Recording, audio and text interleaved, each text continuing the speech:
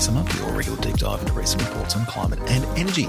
I'm Luke Menzel, recording on the lands of the Whadjuk people of the Noongar Nation, and I'm joined today by my two co-hosts, Global Vice President for Marketing and Extortion of the Let Me Say It podcast, Frankie Muscovich. Hello, Frankie. Good evening, gentlemen. I'm joining you from Gadigal country, and it's a bit chilly, and I'm regretting not moving sooner on the, at some point, promised line of like hoodie offerings within the LMSU merch universe. So, is that because you've taken a principled position, Frankie, and refused to wear any non-LMSU branded clothing? I mean, I like to think I'm a reasonably well-dressed professional these days, and I just don't own that many hoodies is the reality of it anymore post-university days. Being absent like a comfy jumper that doesn't have an air gap between keeping my somewhat shaved head nice and comfy. I'm just finding myself wanting on my evening walks with the doggo and wanting to do something about that. So maybe out of sheer selfishness and need, I might be moving on that particular front in the near future. We'll see. All right.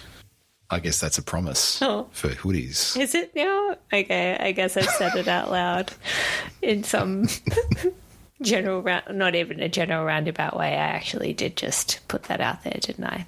All right, the hoodie thing's happening, I guess. Okay. And as our listeners know, when we make a promise to deliver a piece of merchandise on this podcast, I will never hear the end of it. It is eventually delivered 3 to 5 years later. I think that's a bit unkind. Just saying. That feels a little harsh. The hoodies must be delivered before the hottest day of the coming El Nino summer. Yes. Okay, there is a temporal element to this particular element of merch that I should be mindful of. Well noted, gentlemen. We are also joined by a man who is so delighted by the LED display cube for Dungeons & Dragons dice that has taken pride of place in his home office that he has taken the time to theme the LEDs based on the individual organisation he's meeting with online. It is Tennant Reid. Good day, Tennant. Hello. Coming to you in a shabbily disreputable hoodie, which I nonetheless wear a lot because my house is freezing right now, from Wurundjeri land. And yes, if I have a moment to collect myself before I meet with you next, gentle listener, perhaps I will change the colour scheme on my dice cube to match your noted colour theme, if you have one that is known to me. Is it just the one colour that you're doing across the... Yeah, currently, that's all I can achieve. But the software is coming to enable detailed die-by-die colour schemes and even animations. So...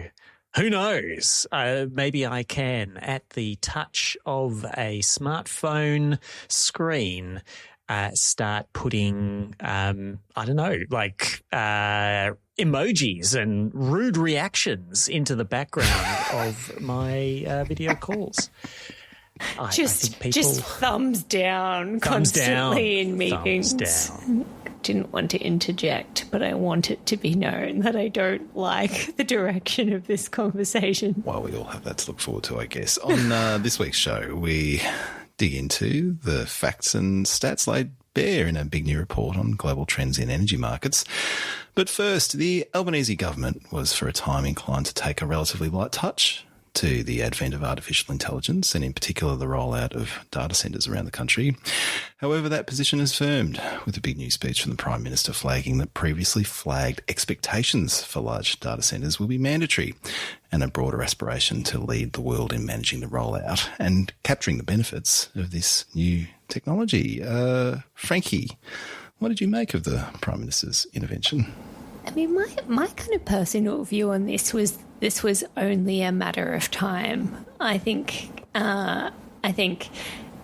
investment and hype around AI and data centers, and sometimes those two things being interchanged or confused in multiple conversations or substituted for each other, has just been the vibe and topic of 2026 so far. Like, I think it's sort of no surprise, I think, to listeners that much of the sort of non-mining kind of business investment in the economy at the moment, like all the hype is in this space, right? There's a lot of money flowing into investment in data centers, and energy alongside that are actually the two big chunks of where that sort of investment across the economy is coming from. So it's not crazy to think that this is going to be a strong focus of government. And I think because the sort of debate out there has not been quieting down about how to manage the growth of, of an asset class that is energy hungry, depending on, your views and where you look at where this has been done a lot more elsewhere, particularly in the US, and stories of early rollouts and sort of various coverage of all of that, or water-hungry data centres and all of that. We've talked about that on the pod. I don't think it's any surprise that the government will be wanting to be seen to be on top of this and in control of it. And so this is a good and I think broadly expected move off the back of what was put out earlier in the year in a statement of expectations related specifically to data centres. So this speech and announcement by the PM is broader than that. He gave a pretty wide-ranging address at the University of Sydney.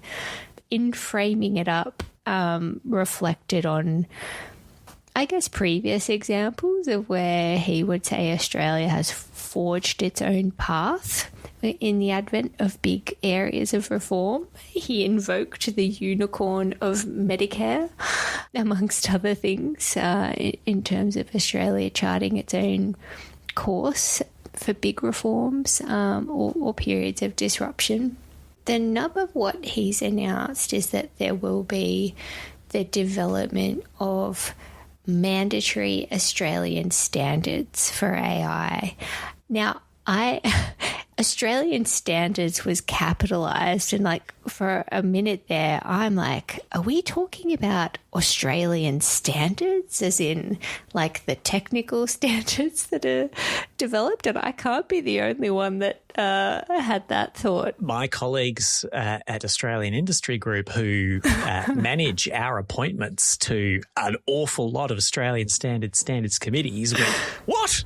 Yeah. No, that's not what he's talking about, surely, because he couldn't announce the contents of a standards committee that's yet to be formed. No, I think he had a more literary Australian standard in mind. I think that's right. And clearly those of us that have had that kind of deep experience with Australian standards, the standards writing body, were not the majority of his intended audience. So I think what he's referring to there... But they are cool gals and guys, for sure. Well, I would tend to agree, wouldn't I there, Tennant? What he's really referring to there is a legislative package that would be brought to federal parliament early next year sometime. And he's mapped out a bit of a process from here on out. So, and in his speech, he laid out some of the terrain that these standards or kind of legislative reforms would cover. He talked a lot up front about copyright protection and protection of the production of original content by Australian artists, but he also noted journalism and that kind of content produced by Australian-based organisations. He highlighted the arts and journalism as central to democracy. You could take, of course, like a broader view of that, but that was sort of front and centre in what he highlighted, and no surprises here. Beyond that, like he did start to talk about wanting to control and indeed starting to point out the various ministers across his cabinet that will have a role or responsibility in the development of how AI more broadly will be harnessed, used, managed across different parts of policy making. But I would say the other kind of big area that the standards, at least at this stage of things, that they have firmer ideas about what needs to be captured relate to where data centers are built, how much energy, the requirements attached to energy and water, and wanting to make really clear that we want to harness the benefits that come along with this. And so we don't want to be naysayers. Like, I think there's an element of this conversation that hasn't been acknowledged super open, like in a really open way, that I find a little bit confusing in one sense. Like, on the one hand, skeptics who say, why should Australia play host to a bunch of bulky infrastructure that maybe competes with the build of housing or other infrastructure, because you need people to build these things, and there's competition for people in a labour-constrained economy, which we kind of are at the moment.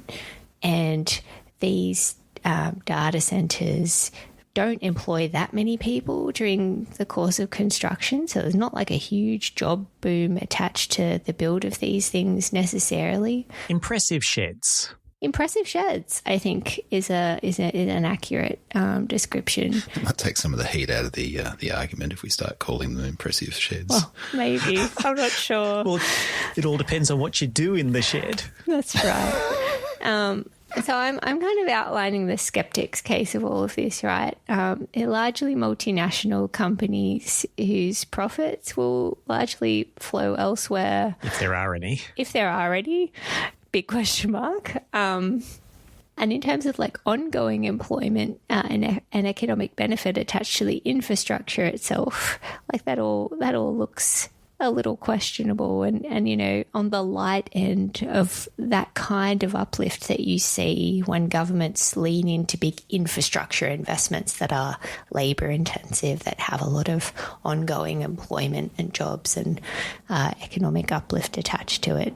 I think the thing that has been skipped over in this conversation, sorry, I'm kind of freewheeling here, but I think it's relevant to the way that the PM has kind of approached this in this speech,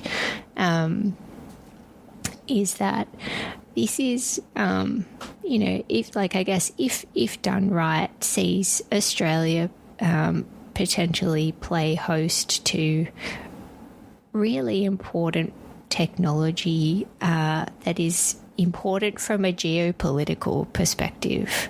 Like it's going to underpin a lot of the smarts employed by governments around the world. I guess there is a very strategic decision and choice to want to host that kind of infrastructure because of the position of influence and trust that could put Australia in, if indeed the infrastructure was being used for those purposes. So, there are a lot of questions being raised here.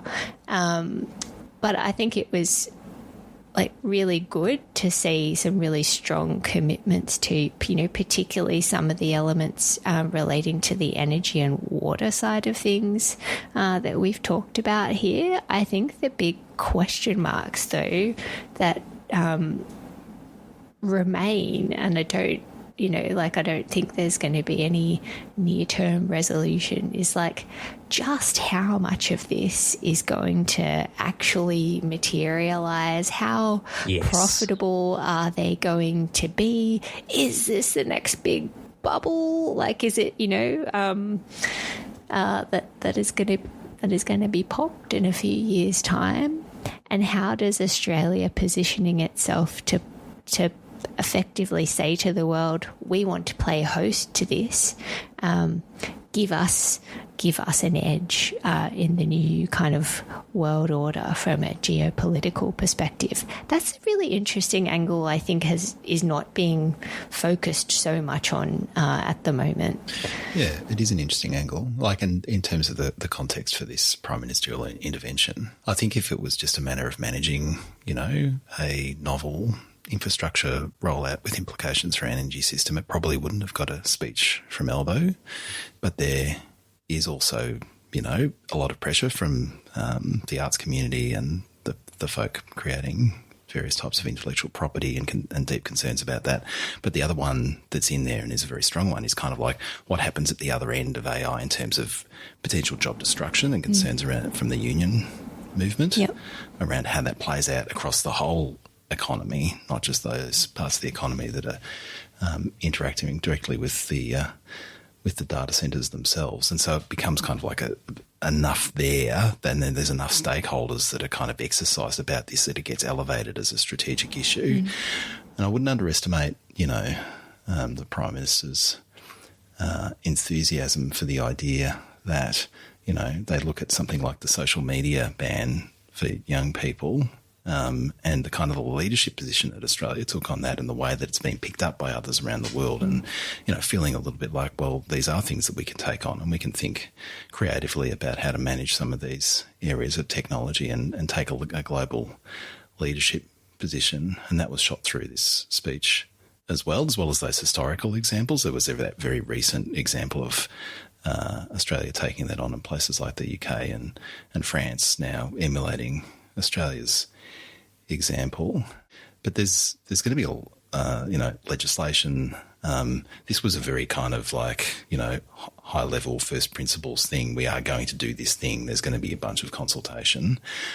What it didn't address, and going to some of the critiques of this rollout, like calls for just a moratorium on this stuff until we work some things out. Like there was no suggestion of that. So, questioning the value of data centres and the way that it might interact with our aspirations to decarbonise our economy when we're having to accommodate all of these new loads, and we sort of got our work cut out from us just, creating enough clean electrons to power those parts of our economy that are electrified now and that we want to electrify over the next 5, 10, 15, 20 years. Now, those critiques are out there, not really addressed by this speech directly, although there's prospects that some of those questions could be answered by a robust regulatory regime. And I would think that some of the people that have concerns about that side of it would be comforted by the fact that this is just going to be mandatory. And the question becomes, what are those expectations?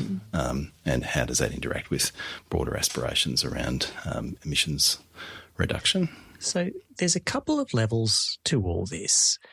In terms of managing the material impacts of the data centre rollout itself, the directions that the PM is signalling, and the bits and pieces out of that we're seeing in the ECMC communique and foreshadowed for more information, like they sound pretty good. Like you would want to read the black and white detail of how is an obligation to contract for sufficient new, or even more than sufficient, new renewable energy and firming to power these data centres. Exactly how is that going to be translated into rules, and how binding are they, and all that? You want to look at that, but it seems directionally right. You do want to bring those rules in pretty smartish because, like on the day that we record, the AEMO Quarterly Energy Dynamics report for Q2 2026 came out, and among the many interesting things in that, the data centre connection queue swelled from about 5.4 gigawatts of data centres requesting connection to the large-scale transmission network or actually in delivery to 9 gigawatts from the previous quarter. That's quite a lot. It's a huge jump. Yeah. Now, is it going to be that way every month, like quarter? I don't know. But you do want the rules in place as soon as you can. but I think directionally pretty good. The other level, though, is what is going to be the impact of what is done with the data centres part. And there, I think we are at sea. I have expressed various forms of grumpiness or scepticism at different times over the past year or more of talking about all this, and I still don't know actually what the hell I think. It is tempting to focus as serious people on a narrow range of scenarios between this is a set of things that will bump up productivity a bit and have improvements to the delivery of various services, down to this will be maybe a .com bust level initial misallocation of resources, some of which may become good down the track, but very bumpy along the way. But the people who are actually driving this, the Dario Amadeus, the Elon Musks, like they say that what they're doing will probably usher in an absolute revolution in human civilization, which will no longer be an exclusively human civilization, and with a chance of 5%, 10% of human extinction. How do you evaluate that stuff? It feels crazy to treat it seriously, but like we sensible people being crazy and not taking it seriously. I would encourage people, whether they need to hold their noses or not, to listen to the 85-minute interview with Elon Musk that The Economist recently posted. Frankie is pulling a face, and justly so. There's a lot of unpleasant stuff in that interview, especially if you're a shareholder, because I think you'd go, what? Like the second half gets all political and rather heated, but the first half is like softball-ish questions about how are your businesses going to make money, to which the answers are very bad. But the thing is, he is saying he's building towards, investing towards, allegedly assuming that in 10 years' time, superintelligence from AI will greatly outmass human intelligence, that the productivity of material goods with the combination of robots and AI will render money unnecessary, that everything will be it will be the singularity. I personally think that won't happen for a bunch of reasons, but it's kind of a big deal if it does. And that's the part of things that's just very hard to deal with. Equally, the dark version of that, and then the replacement of human intelligence altogether, and then the dark version of the middle of the road scenarios is we have a great big investment disappointment and financial shock. And that would be a big bad world to be into. Still humans continue existing, even if some of them are having a very bad time in the markets. The events of the last week or so, as we record, give evidence for all of these scenarios. Experimental OpenAI model breaks confinement and hacks an AI improvement website for self-improvement tips incident is like wow and yikes in equal measure. And the share market valuations of a bunch of tech darlings and silicon chip firms going off the boil because a bunch of investors are going, oh, these multipliers are pretty hairy. Like we could be at the correction point, and we don't know. And we've got to make decisions about deployment of all this stuff and how much to allow, and under deep, multi-layered uncertainty. So it's horrible. Well, when some of your plausible scenarios share strong characteristics with dystopian speculative sci-fi, then it is hard to do policy making. Yeah. Right? We can talk about what is in evidence in the economy to date. And there was an interesting little kind of explainer in the conversation a week or two ago from CSIRO, and it was saying, look, in terms of productivity benefits, the evidence is very mixed from AI to date, whether you're looking at national productivity or organisational productivity or individual productivity. The studies are kind of piecemeal, but there's kind of data pointing in both directions, and certainly there's been some reporting, anecdata more than hard science in the last few weeks, sort of CEOs reflecting on their early experimentation with AI, and reports of an increasingly expensive line item for particularly larger organisations that engage with AI, and kind of mixed results. Like they're just not seeing the productivity coming through on their bottom line. So, there's definitely a bit of water to go under the bridge. I mean, and with any new technology, there's kind of going to be a journey to go in terms of like lots of ideas for how one might utilise it, and perhaps with AI more than many interventions over the journey. Like there's so many ways that it could be used, but what are the useful ways of using it? I think we're all learning that in real time. Or potentially just asking Copilot how best we should use it. Well, I think that's it, right? Like it's super early days, and like as with all kind of new technology, where there's not a full appreciation for how, there's a lot of talk about how you reorient to be like AI first, rather than trying to incorporate AI like a friendly assistant to help you do the stuff that a human does better.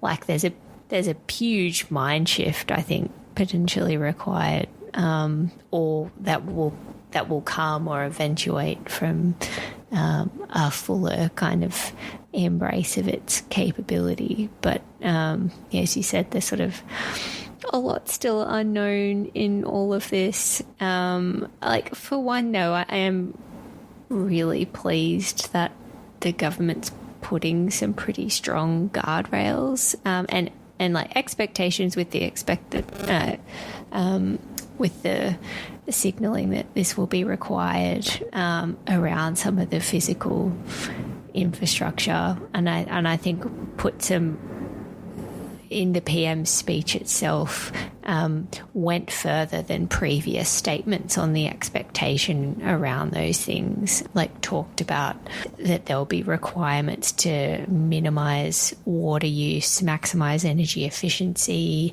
pay for additional infrastructure required, which to me reads like these things are going to be built near regional coastlines with desal plants next to them that they'll have to pay for, because I can't think of another way that is going to work at scale.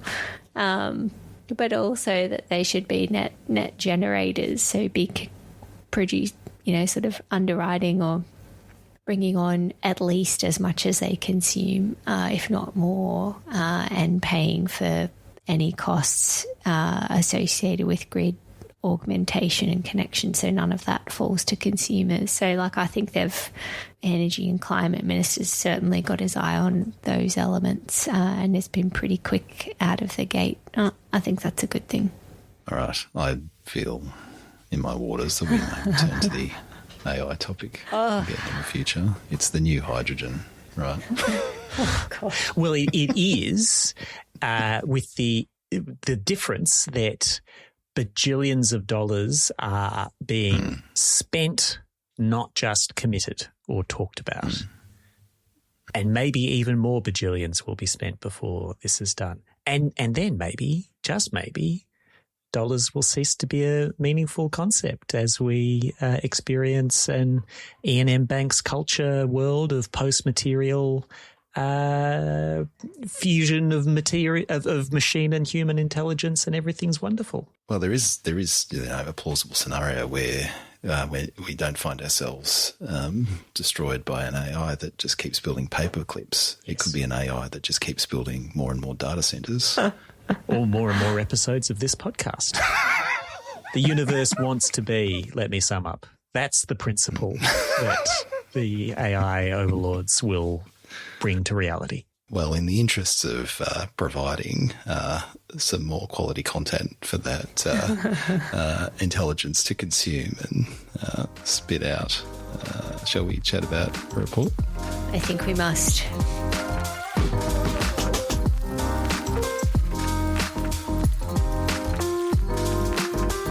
The Statistical Review of World Energy has just released its 75th edition, and it makes for a fascinating read.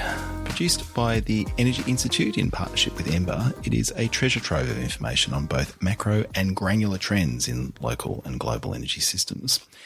This year's review, presenting data from 2025, is a snapshot of a world on the cusp of an energy crisis, but one in which already fragmented political blocs are pursuing increasingly divergent energy development pathways. Tennant, there's so much here to dig into. Where would you like to start? I would like to start with a song of praise and a health warning.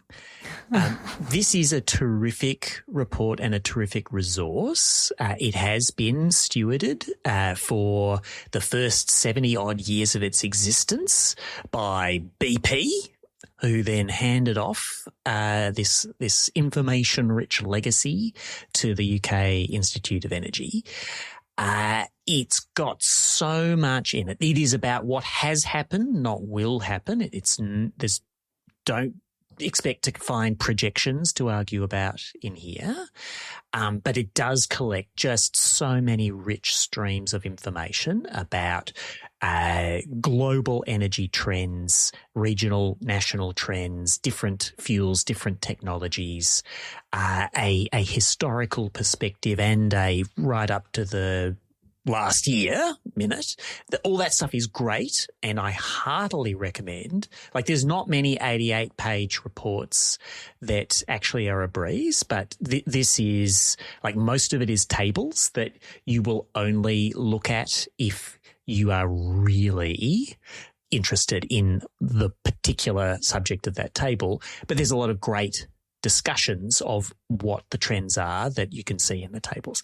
The health warning is what global energy maven Michael Liebreich calls the primary energy fallacy, absolutely central to interpreting most of the data in this report. Now, they're not using the specific metric primary energy, they're using total energy supply, but the issue is that metric makes renewable energy and electrification of things look like a smaller deal than it actually is, because the headline metric includes all of the energy in coal or gas or oil that produces waste heat rather than useful energy at the end user end of things.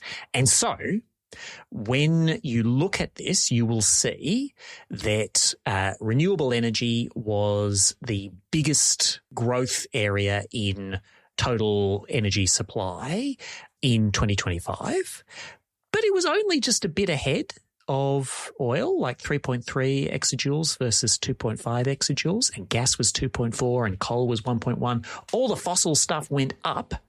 Renewables went up by more than any one of those categories, but fossil energy went up in total by more than renewables. That looks, and if you look at the total share of renewable energy and clean energy more broadly in total energy supply, it all looks like we are about, at 5 minutes stroll into a climb up Mount Everest. And I don't want to oversell how far up that transition mountain we've actually gone, but because the renewable energy doesn't have all this waste associated with it, and because electrified end users don't have further waste associated with them, they do look extra titchy. Deeper structural transformation of energy production and use is taking place than is going to be obvious to you at a first glance at these numbers. The authors are totally aware of that. They do talk about this a bit. It's just that they are welded to, for the most part, this total energy supply metric that makes it very easy to miss that. Well, yeah, and I'm glad you called that out, because they do absolutely address that issue in the text and are very alive to the huge efficiency benefits of electrification in particular, and the way that unless you're thinking about it, presents a false impression. I think this is a really important topic, and we've covered it a couple of times on the podcast, and I've had this conversation with Michael. The challenge is that one of the reasons why reports like this, present the information in the way that they do is because that's the data that is readily available to crunch, right? Yep. And so Michael would say, well, we need to create new metrics. He would argue that we need to focus on energy services and metrics which are agnostic to, whether it's, a fossil fuel supply chain or a renewable supply chain that is ultimately delivering that service. And that will give you a much more accurate sense of what's actually happening in terms of transition. And I think that's a very fair position, and something that would be worth kind of doing the heavy lifting to work out how one would do that in a comprehensive way across countries and economies and sectors. It is a very complicated task to have really solid data that sort of uses an energy services metric. So in the meantime, we're left with this, and we're left with this explanatory task. So I'm on board for the idea that we need better metrics. The question is, like, what data do we have available to us now? And for the moment, at least, while that work goes on in the background, we will need to rely on reports like these that are in turn relying on the data that is actually available in the world. And that's what we're going to have to measure our progress against, for better or worse. Another reason why it is perfectly legitimate to use those metrics that include all the waste heat is that if what you're focused on is impacts on the climate doesn't particularly care about or notice about the restructuring of energy systems. It's absolute quantities of fuels combusted and CO2 entering the atmosphere and staying there that matter. And the absolute quantities have been increasing, not as fast as they were. There is a shift in that previous trend, but they are still going up. There's a lot that's sobering here, as well as very impressively dramatic increases in battery energy storage systems, like 60% plus per annum growth for the last 10 years. And not slowing down very much at all.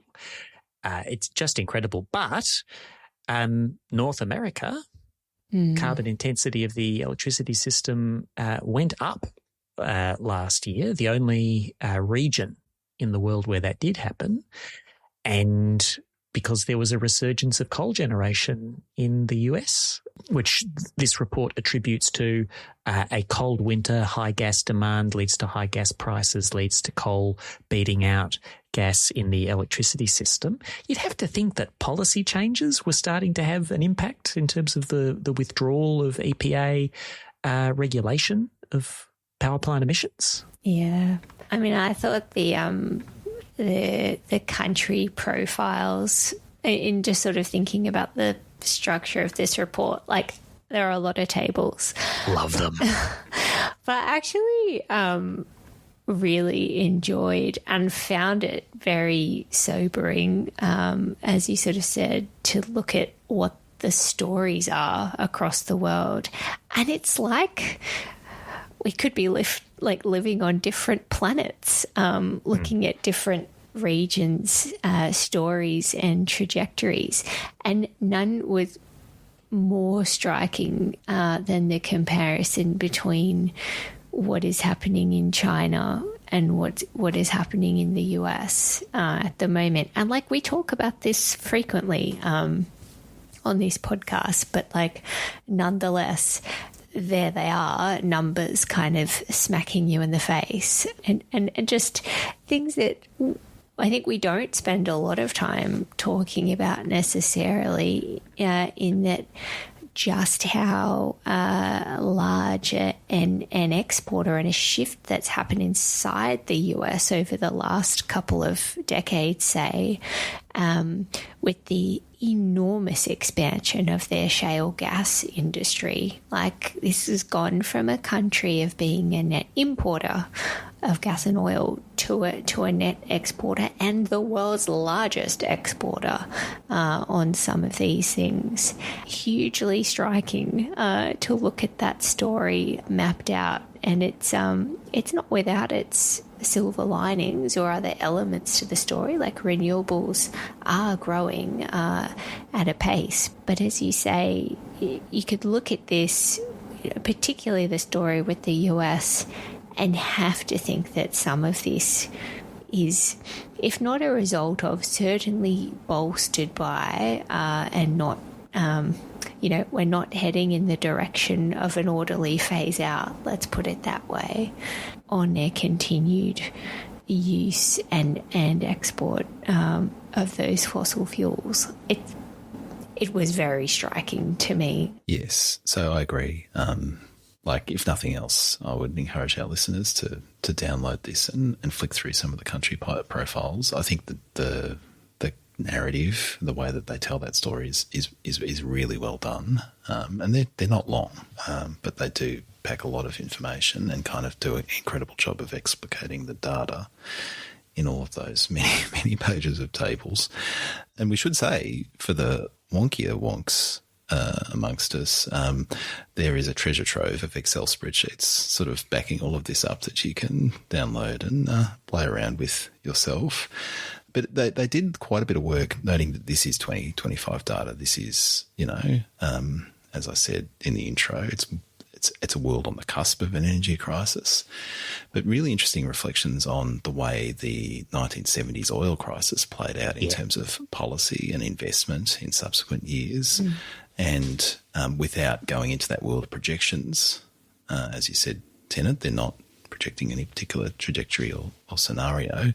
They are obviously opening up the space to say, look, it's very likely that in coming years we're going to see some of those same reactions in the numbers in terms of like where there is risk and volatility in global markets, nations and the private sector will be alive to that and will be looking to build resilience, reduce exposure to some of that risk in global markets. And that there's various visions for how one does that. One of them is obviously leaning in heavily on renewables and electrification.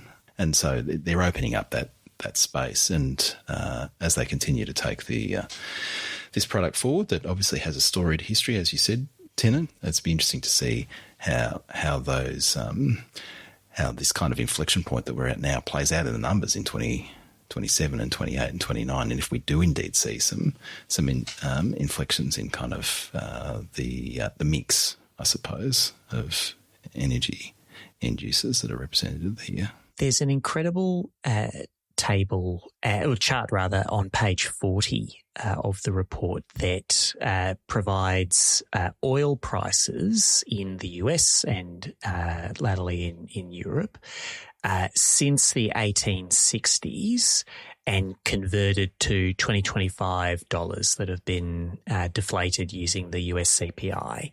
So trying to give a constant view of what this means.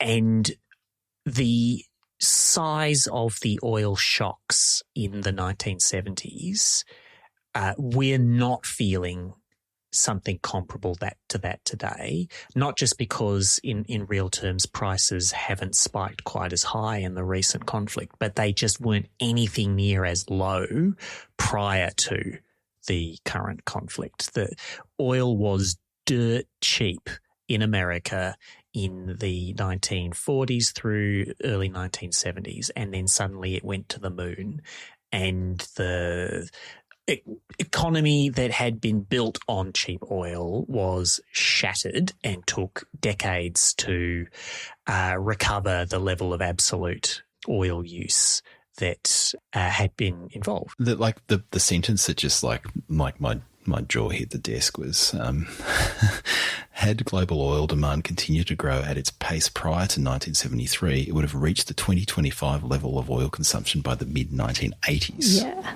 Far out. Yeah.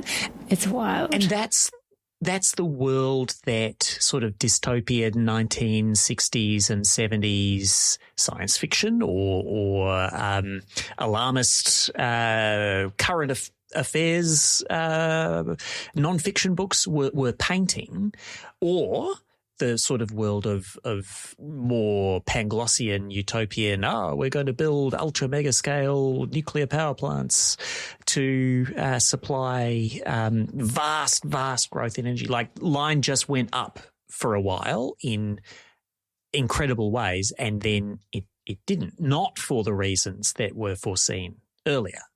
And it was a huge adjustment, and we're still living with a lot of the consequences of that adjustment. I do think we will see a big adjustment out of recent events, but it's not quite, because in part because the alternatives are so good.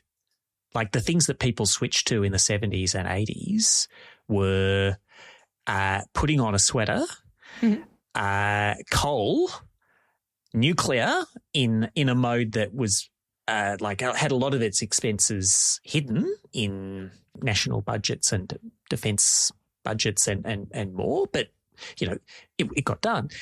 But it was very hard work, and people felt very unhappy about energy for a lot of that period.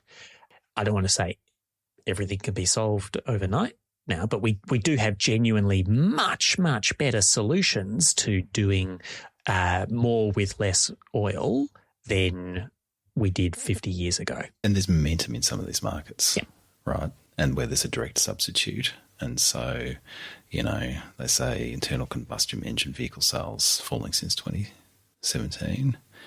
More than a quarter of new cars in 2025 were electric. 60% of the market in China in 2025 is already electric. Yeah. Like, what's it going to be in 2026? 80?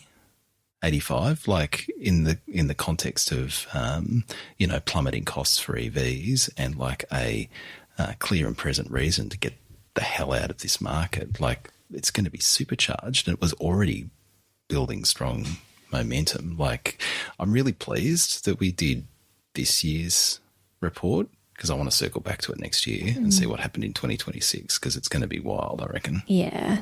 I mean, what's the near-term kind of example? Like, I did pay close attention to the summary for Europe, noting that, on this pod when we started it, because it was during COVID and around the time the Ukraine war started, and we'd had some personal experience of talking to European policymakers at that time. There was a huge amount of effort and to shift to diversify Europe's gas use away from Russia, and much of that has stuck in terms of the diversification and of course kind of finding alternative sources for that energy is ongoing. But that is reflected in this year's stats, and I imagine would be the last couple of years, like what is a structural shift in a very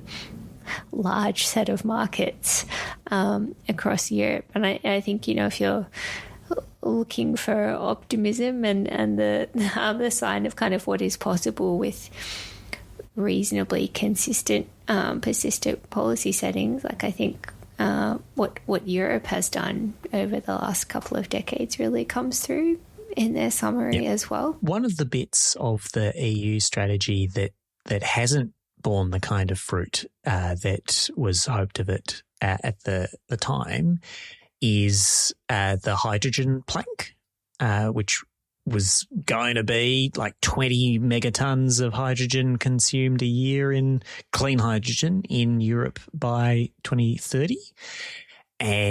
Or so, and they're nowhere near that. There is, among the plenitude of hot tables in this paper, they do have a table on hydrogen on clean hydrogen. And there's I was actually a little surprised to see how much there was in there. They're tracking, as of the end of 2025, 1 million tonnes a year of or just over, of clean hydrogen production. Now, 70% of that is blue hydrogen from reforming natural gas. That is mostly in North America, a bit in the Middle East. The green hydrogen bit, it's growing quite fast, but the 23% growth rate it's more than that. The growth rate in green hydrogen is not such as to indicate it's imminently about to replicate the kind of scale up that we are seeing in batteries. So there's it's all well short of what was hoped for. It's more than I thought. It's worth keeping an eye on. And the blue stuff actually also tracks with the stats in there, another table on carbon capture and storage, where they're measuring capacity, not actual utilization. But there's been a bit of growth there too. Again, not battery numbers. So on the batteries, still, all-time top of the leaderboard favourite paper of the Let Me Sum Up podcast, the learning rates paper, right? Love that paper. From 2022. Yeah. They called it, right? Those trends have continued in terms of just the characteristics of battery technology in particular, and how you have this virtuous cycle of, as we produce more of these things, costs go down, we find new and novel applications, which, produces more of them, costs go down even further. And you can see batteries taking over the world in really helpful ways that are complementary to other technologies like solar, like the push on electrification, allowing us to more effectively balance our energy systems and kind of, accommodate more variable renewables. And you're seeing that in real time in Australia in a really profound way. It's very, very exciting. And as we all are, I think, we're doing the jobs that we do because we're fundamentally optimistic humans. That is a silver lining in the midst of some of the other data, which is a little bit more troubling.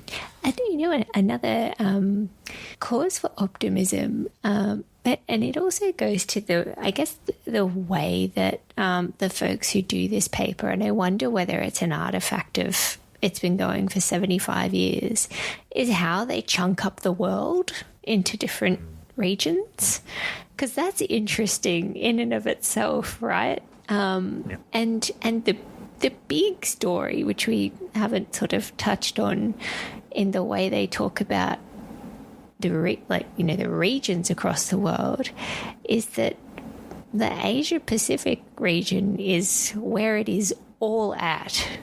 Yes, really, the most, it is far and away the largest energy consuming region of the world, because we're including in that China and India, some of the most populous countries, and I think accounts for, in this year's summary, 47% of global total energy supply, and it's both the largest source of renewables growth, we are seeing faster and bigger uptake of new renewables, batteries, EVs, faster than anywhere else.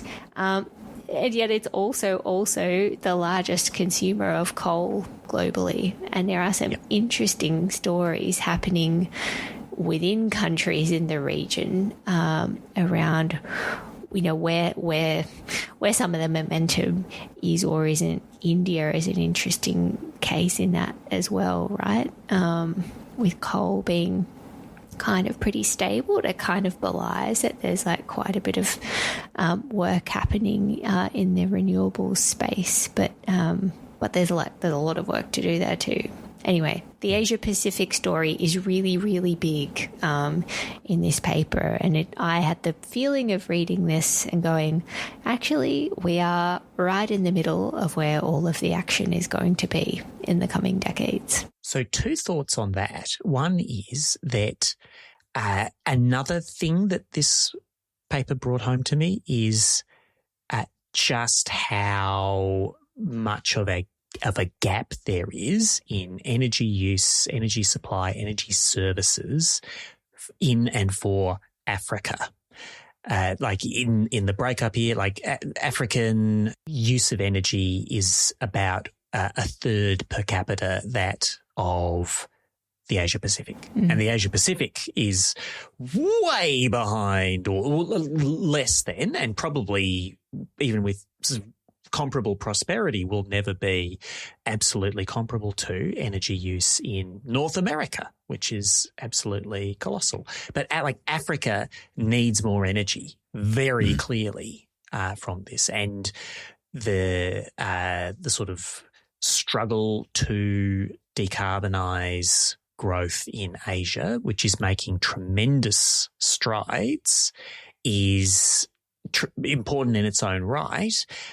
But Africa is the region that is most in need of further economic growth, further use of energy, and making that feasibly clean and very scalable and affordable is like ought to be a gargantuan priority. The other thought is on the role of coal stuff. There was a stat in here about China having retrofitted by 2024 360 gigawatts of nuts. coal generation to be able to generate more flexibly to provide grid support services in an increasingly renewable grid.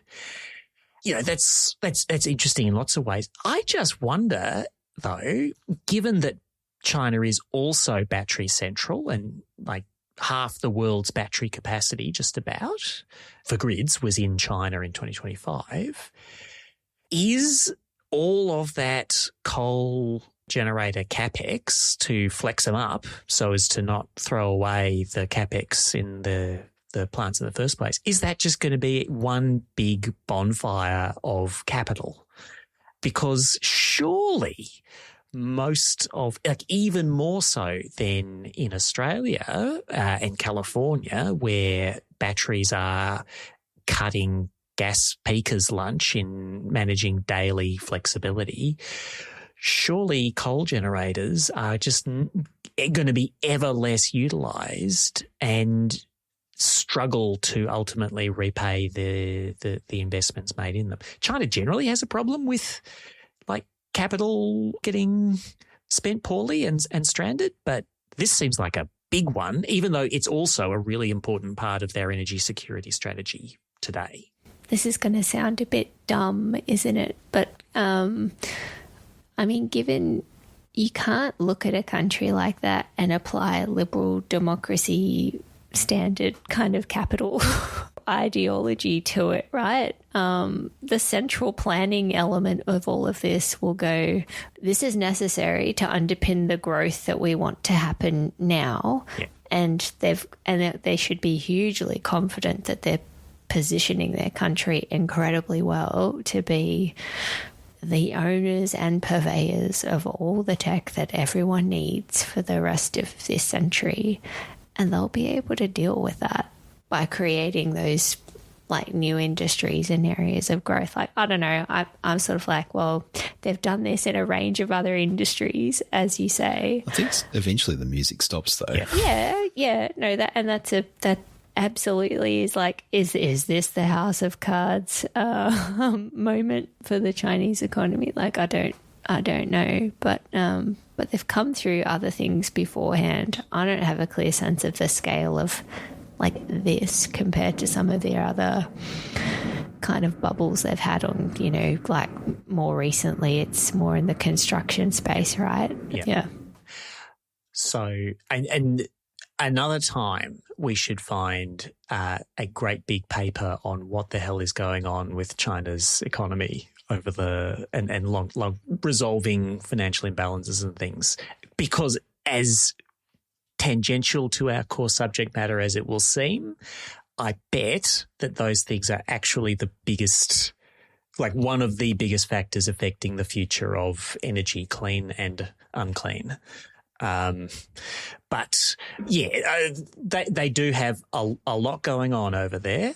And I'm just interested in whether 360 gigawatts of flexible coal is going to look like Property Bust 2.0. As always, we close out the show with one more thing in which we all share something that is currently captivating our attention. Tennant, what have you got? So I kind of already said it, but I just urge people, if our main report hasn't got enough cool charts and tables for you, to slake your thirst on the AEMO Quarterly Energy Dynamics report for Q2 2026. It is a gold mine, and it will tell you lots of interesting things, not just about the eye-popping growth of data center connection requests, but also the eye-popping and even more definitely happening growth of batteries of all sorts in the system, and the transformation that they continue to effect in how prices are formed and the stability of the system. It's changing pretty rapidly, but if you want just 4 times a year update on how that's going, QED, get in it. I don't think you're allowed to have an opinion on that though, Luke, because you're bound up in all that. A supporter of the QED. It's great content. I echo your calls to get on it. Frankie, what have you got? Well, in the flurry of there's always so much going on at the moment, and it is always hard to keep track of good stuff coming out.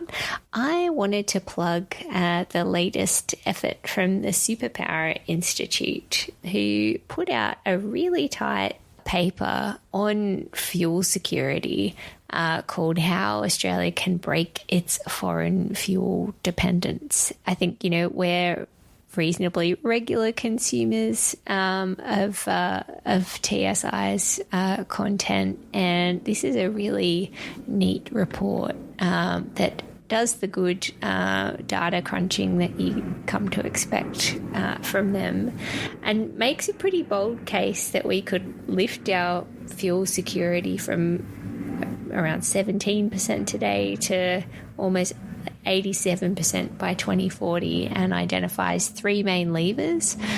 No surprises here. Electrification. It's the flavour of the day, isn't it, Menzel? Mm-hmm. But everything's coming up electrification. Anyway, I really like the way it knits together this narrative, which is obviously front of mind. We've just seen the PM today commit a few $1 million to feasibility for opening a new refinery here in WA. So there's a little bit of head scratching at some of that. A feasibility study. Yeah.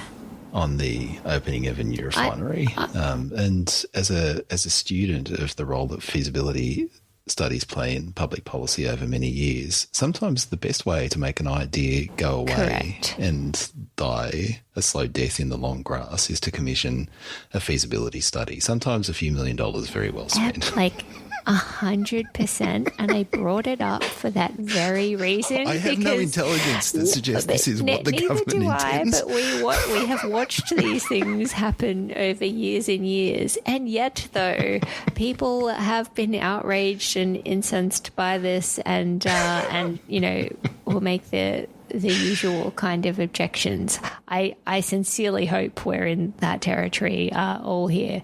But nonetheless, commend the read from TSI. It talks about electrification, how we start an Australian low-carbon liquid fuel industry, as well as looking at the last little bit on doing more domestically sourced and refined crude oil for the remaining bit that you've got to manage. But anyway, a really good report. I think you all should talk about it on the pod at some point, but I may have to recuse myself from that one. Have we acknowledged that on this podcast, your new role, Frankie? I feel like for reasons of probity and just delight at your continued ascent into the stratosphere of climate and energy influence, we should note your recent appointment to said Superpower Institute. I appoint you, Luke, both probity officer and delight officer for this meeting. Well, that's very lovely. I'm a huge fan of their work and delighted to be able to contribute alongside a pretty cracking board and a great team. So I'm like just getting started with those folks over there. Well, congratulations on this early work on this Yeah, report, that's right. Frankie, Yeah. which I'm sure you're personally responsible for. I wish at this point to name check Lauren Burns and Sam Burt, who actually did all the work on this report. But won't stop me plugging it on this here pod. I think it'd be a good one to look at sometime over the next little while. If this old, and we didn't go to Energy Crisis Corner today, and thank God, because none of us have time for that, or do we? It's bad. It's just bad. It remains bad. It's still going to be a topic for the foreseeable future, the old fuel crisis chestnut. So Let's see if I can come up with a suitable poem this time. When developments in the last fortnight have seen the situation go south, when the last time we intervened on this, we did a dramatic reading of The Second Coming. Yes. we did. You know, things that are pretty dire. Although my one comment, yeah, that'll work, is that as we speak, the US has gone from the condition of pretending that it is willing to commit a sudden massive genocide to pretending that it is having good discussions, or just about to, with the Iranians. So that's a positive sign. Oh my God. I personally find that it's a great conversation starter to threaten your interlocutor with genocide. Rules on how to not to start. It's not funny. Oh God. It's just to be clear, gentle listener, this is if you don't laugh, you'd cry scenario. It's just bad. But, you know, I'm one of those people who just can't look away from the slow-moving train crash that is US politics. And the other day I found myself in a real-life bookstore and I bought me a copy of this. Regime change. Yeah, it's the book that... Can you do the theatre of the mind rather than showing me Sure, antenna? that's fine. Sorry, I've forgotten. We're in audio format here tonight. It's being censored by your blur filter too. It is outrageous. No, this is the book that Maggie Haberman and Jonathan Swan have written. So New York Times journos, and they've spoken to lots of people. It's a thick one. It's sort of covering the first year of Trump's second presidency, you know, just for a bit of light, relaxing reading before bed. But I can't stop reading it. All right. Sorry. So recommend regime change? So far, I am enjoying it. But yeah, I would caveat with only for real diehard US politics tragics. I don't know any.